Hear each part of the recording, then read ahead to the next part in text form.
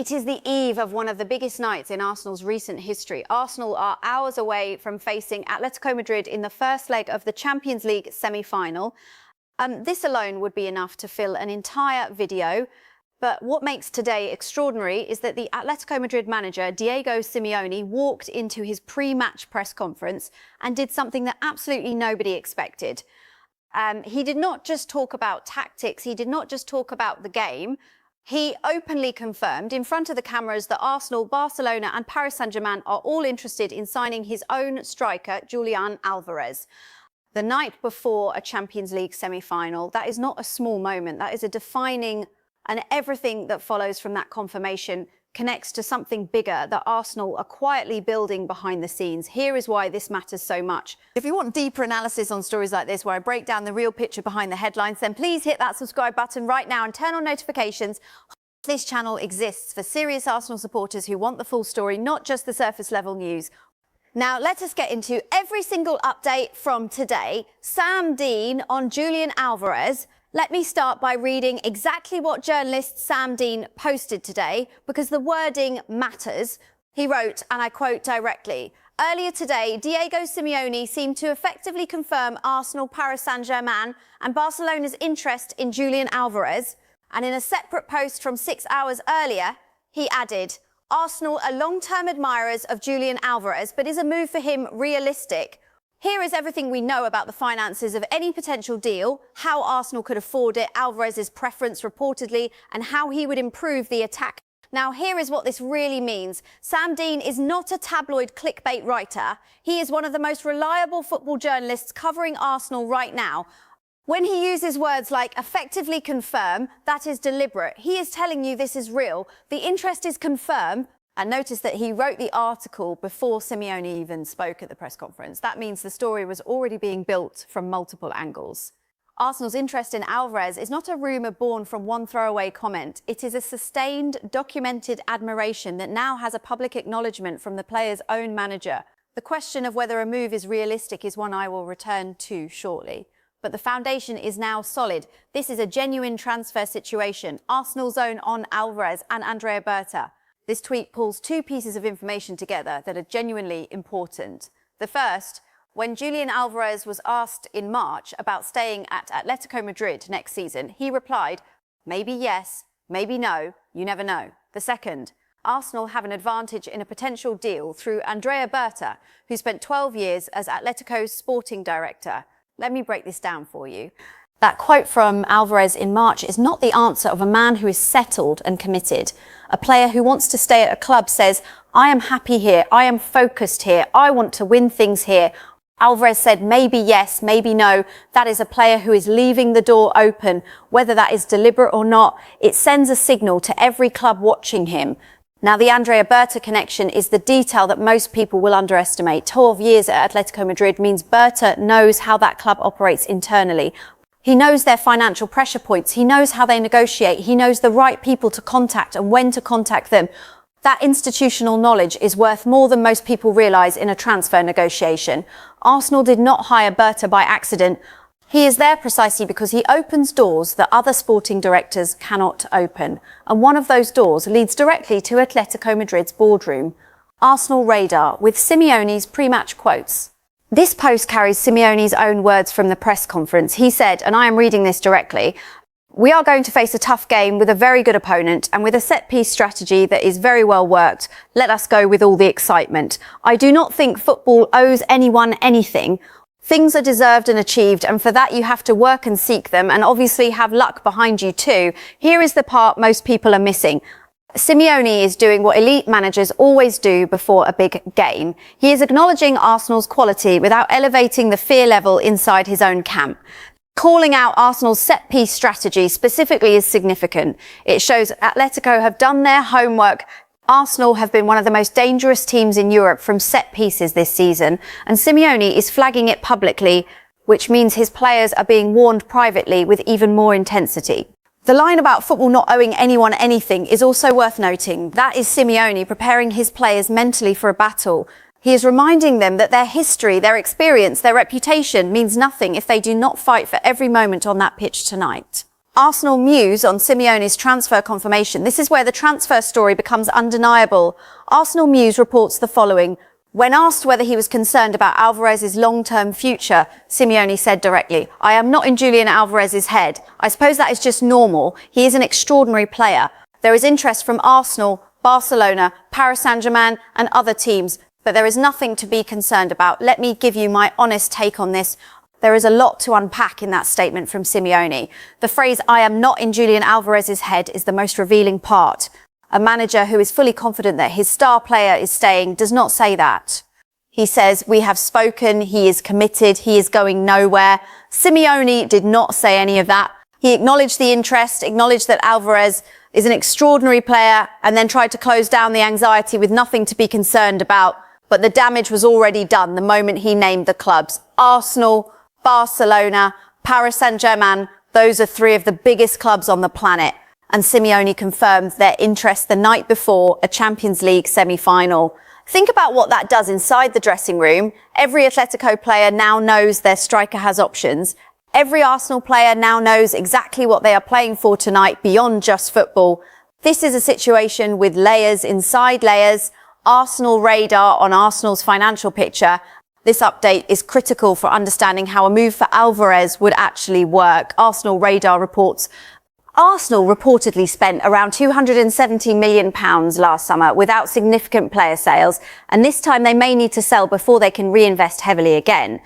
According to Sam Dean, players like Ethan Nwaneri and Miles Lewis-Skelly could be considered due to pure profit value, while others such as Gabriel Martinelli, Gabriel Jesus and Ben White are also mentioned as possible exits. There is also ongoing uncertainty around Martin Odegaard.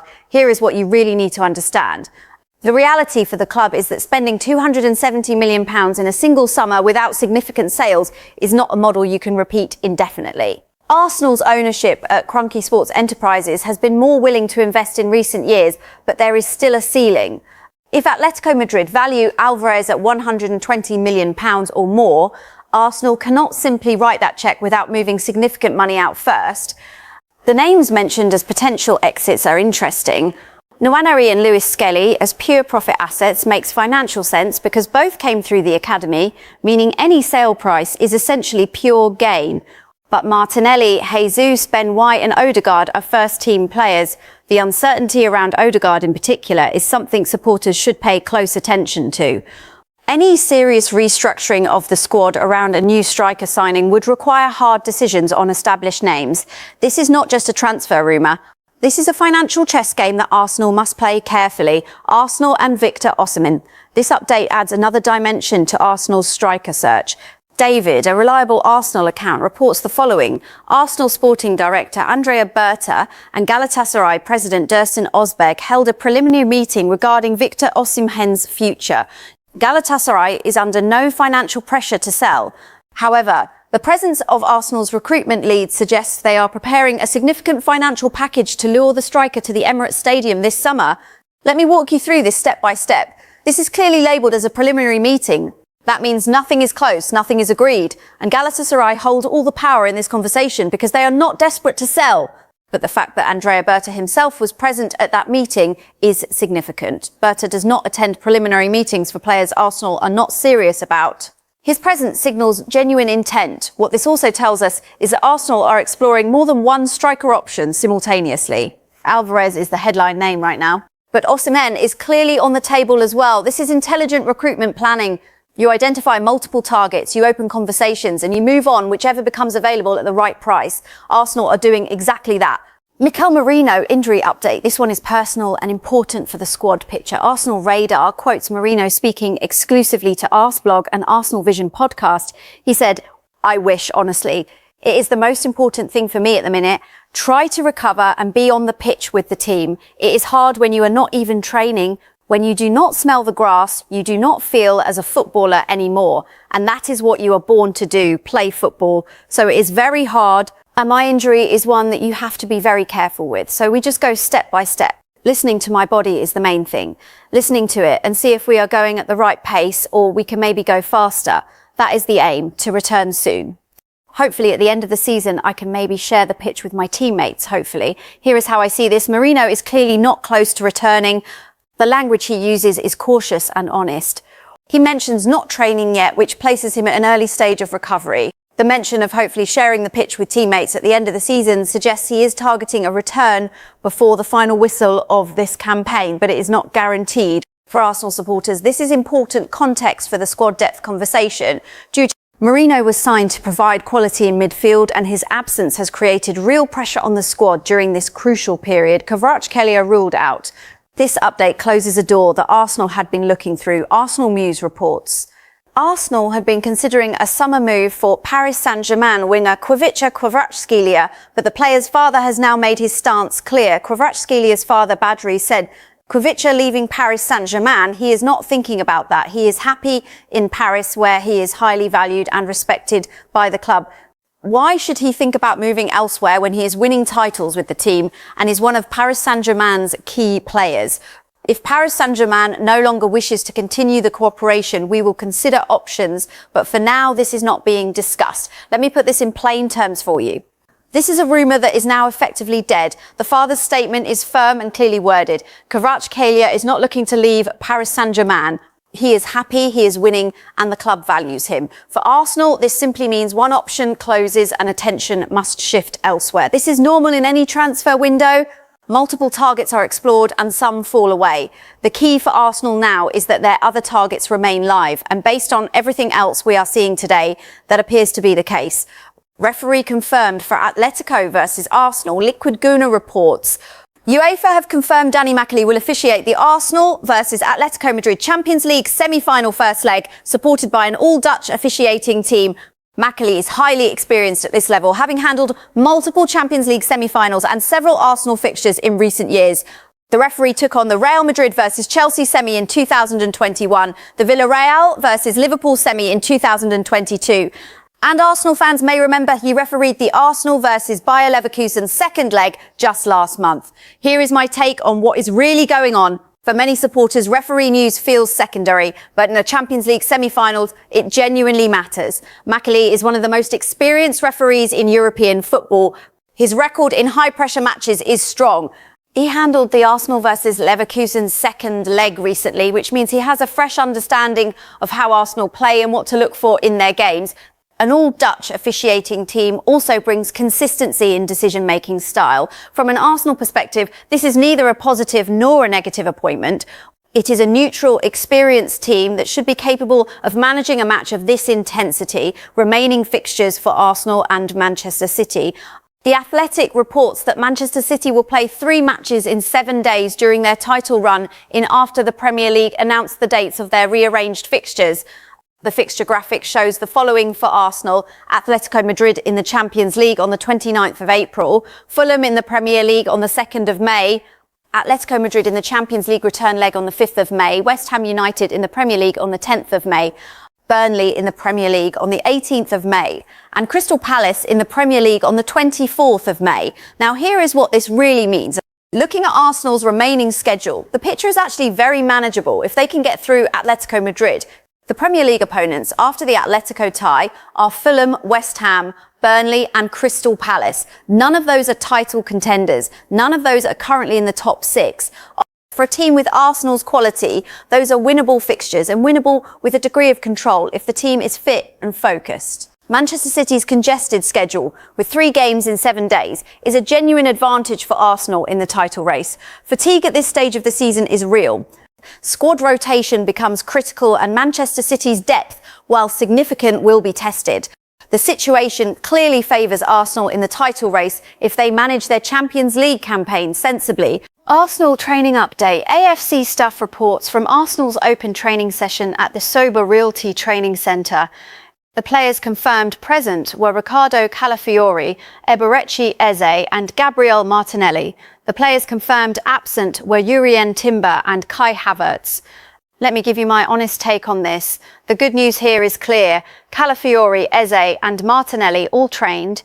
If the injury concerns surrounding Eze in particular, seeing him on the training pitch before a Champions League semi-final is an important positive signal. Martinelli being available gives Arteta attacking options from wide areas. The absences of Timber and Havertz are the concerns. Havertz has been a key figure in Arsenal's system this season. His combination of physical presence, technical ability and goal scoring has been important. Missing him from training the day before a semi-final raises questions about his availability for tonight. Timber's absence is also notable given his importance to Arsenal's right side. Arteta will have decisions to make in terms of selection, and the margins at this level are very fine. Diego Simeone breaks silence on Arsenal transfer interest in Julian Alvarez. Now let me give you my full analytical breakdown on the first article. The situation is this. Julian Alvarez is 26 years old. He is an Argentinian international. He is a World Cup winner. He joined Atletico Madrid from Manchester City in 2024, and he has been outstanding in Spain ever since. His goal-scoring record has made him one of the hottest properties in European football. Atletico Madrid value him at £120 million or more. Arsenal are big admirers of Alvarez. This is confirmed and credible. The interest from Barcelona and Paris Saint-Germain is also confirmed, with Simeone naming all three clubs directly. Here is what the analysis tells us about Arsenal's position in this race. First, the connection through Andrea Berta is genuinely significant. Berta spent 12 years as Atletico's sporting director. He knows the organisation better than almost anyone outside it. He knows how they value players, when they are willing to negotiate, and who makes the real decisions. That advantage cannot be bought. It comes from 12 years of relationship building. Arsenal have it. Barcelona and Paris Saint-Germain do not have it to the same degree. Second, Atletico Madrid are described as preferring to sell to the Premier League rather than to a direct Spanish rival like Barcelona. That works in Arsenal's favour.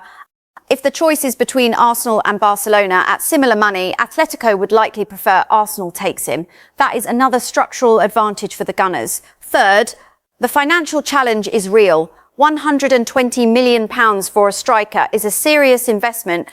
It is possible based on the evidence, but it would require player sales. Victor Osimhen was signed for £64 million last summer and has had mixed fortunes. Arteta needs a proven elite striker, and Alvarez fits that profile perfectly. Fourth, this is important and must be clearly stated, Alvarez himself has not confirmed any desire to leave. His quote from March, "Maybe yes, maybe no, you never know," is open but not definitive. He is a professional who respects his current club. Any move would require Atletico's agreement on price, the player's personal agreement, and Arsenal's financial capacity. All three things need to align. Right now, the situation is one of genuine interest and early-stage positioning, not a completed or imminent deal. It is a rumour with strong foundations, not a confirmed transfer. Mikel Arteta told he can avenge Arsene Wenger's saddest moment. This article adds important historical context to tonight's match, and let me walk you through what that history means for Arsenal's identity. The last time Arsenal faced Atletico Madrid in a European knockout tie was in 2018. It was Arsene Wenger's final season. It was a Europa League semi-final.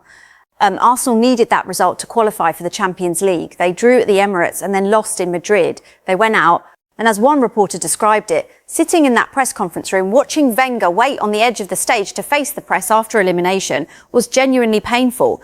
The feeling was that an era had ended without the European glory it deserved. It is now clear that tonight carries a different kind of weight. Arteta was a player under Wenger. He understands that history. He understands what that semi-final defeat represented. And now he has the opportunity to walk back into a contest against the same manager, Diego Simeone, and the same club, Atletico Madrid, and write a different ending. The evidence suggests Arsenal are in a stronger position tonight than they were in 2018. They have already beaten Atletico Madrid 4-0 in the league phase of this Champions League campaign. They earn the right to play their second leg at home after winning all 8 of their league phase matches. Those are facts, not opinions. Arsenal enter this tie as genuine favourites. But history also shows us that Simeone's Atletico Madrid are never to be underestimated in knockout football. Their defensive organisation, their ability to absorb pressure, and their capacity to hurt opponents on the counter are all present and dangerous. The reality for Arsenal is that the first leg in Madrid will define the tone of this tie. Going in with a goal or a clean sheet would be the ideal outcome.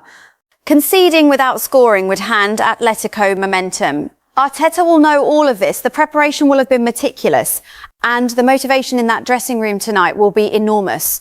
This is not just a match. It is a chance to reach Arsenal's first Champions League final since 2006. It is a chance to make history, and it is a chance to honour the legacy of a man, Arsene Wenger, who gave everything to this club but never got to hold European glory at its highest level. Let me bring everything together for you now. Arsenal are in the middle of a defining 48 to 72 hour window for this football club. Tonight they face Atletico Madrid in what could be their most important match in 20 years. The squad is largely available, with the concerns being Timber and Havertz, whose training absences need monitoring. Calafiori, Eze and Martinelli are ready. In the transfer world, the Alvarez situation is developing in real time.